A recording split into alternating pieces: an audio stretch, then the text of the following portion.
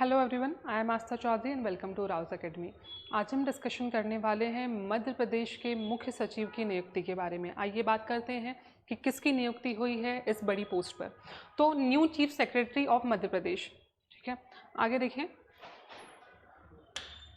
तो वरिष्ठ आईएएस अधिकारी, नाम है इनका अशोक बर्णवाल, ठीक। अशोक बर्णवाल जी जो 1991 बैच के एमपी कैडर के अधिकारी हैं, इनको मध्य प्रदेश के नए चीफ सेक्रेटरी या फिर मुख्य सचिव के रूप में नियुक्त किया गया है, ठीक है। अब हमने ये बात करी थी हमारे मध्य प्रदेश के अनुराग जैन जो पहले हमारे मध्य प्रदेश में चीफ सेक्रेटरी हुआ करते थे, उन्हें नीति आयोग का सीईओ बना दिया गया है। अब उन्हीं की जगह ली है किसने? तो उन्हीं की जगह ली है अशोक बर्णवाल जी ने। याद रखिएगा नाम, हमारे एमपी के नए मुख्य सचिव जो हैं वो हैं अशोक बर्णवाल। उन्होंने अनुराग जैन का स्थान लिया है, जिन्हें नीति आयोग का सीईओ नियुक्त किया गया है। राज्य सरकार द्वारा यह नियुक्ति प्रशासनिक निरंतरता और सुशासन को मजबूत करने के उद्देश्य से ली गई है। जानते हैं हम अशोक बर्णवाल जी के बारे में। तो अगर इनकी बात करें तो 1991 बैच के आईएएस ऑफिसर हैं, मध्य प्रदेश कैडर के ऑफिसर हैं, ठीक है। नियुक्ति से पूर्व एडिशनल चीफ सेक्रेटरी के रूप में कार्यरत थे, ठीक है। तो जो अतिरिक्त मुख्य सचिव होते हैं उसके रूप में ये कार्यरत थे। अब ये क्या करेंगे? स्वास्थ्य, चिकित्सा, शिक्षा, वन, प्रशासन, लोक सेवा से जुड़े हुए अनेक महत्वपूर्ण विभागों में इनको जो है कार्य का अनुभव है, और अपने इस अनुभव से ये जो है इन सारे क्षेत्रों में एक बहुत अच्छा काम कर पाएंगे। लगभग 3 दशकों का प्रशासनिक अनुभव है और नीति क्रियान्वयन में एक बहुत ही अच्छा इनकी एक्सपर्टीज है, तो ये हमें याद रखना है।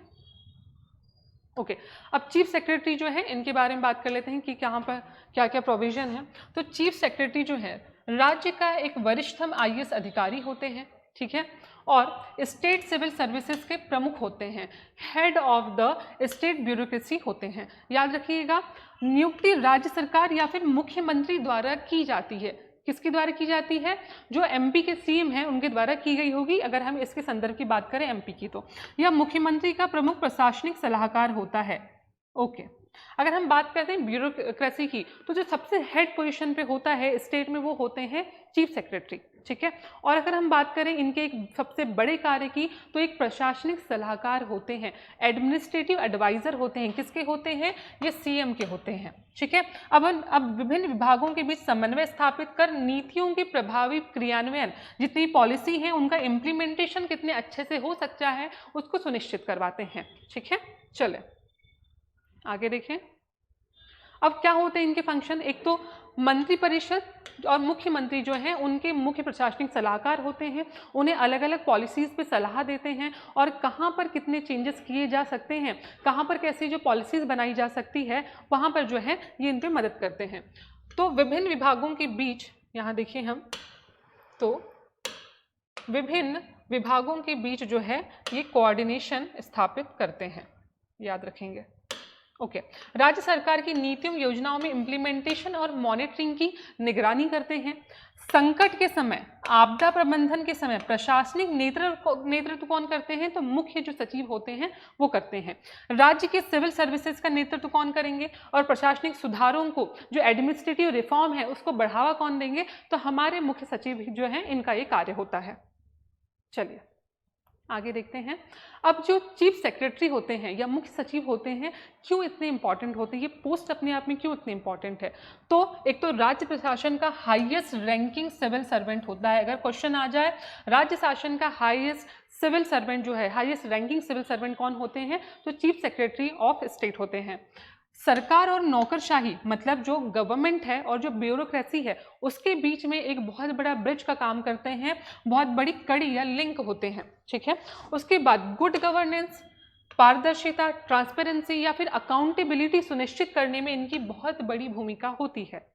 विकास परियोजना, जितनी भी डेवलपमेंटल प्रोजेक्ट्स हैं, निवेश हैं, कानून की व्यवस्था है, लॉ एंड ऑर्डर है और पब्लिक ऑर्डर है, लोक सेवा वितरण के प्रभावी क्रियान्वयन इम्प्लीमेंटेशन का ये नेतृत्व करते हैं, उसको जो है हेड करते हैं, ठीक है।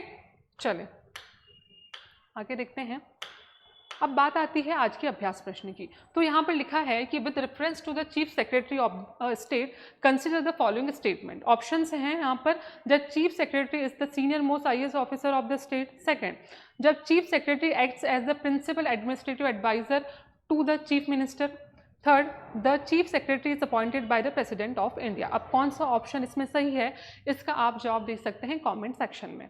अब हम मिलेंगे अपने अगले वीडियो में एक नए करंट अफेयर एनालिसिस के साथ। तब तक के लिए पढ़ते रहिए, बने रहिए राउज एकेडमी के साथ।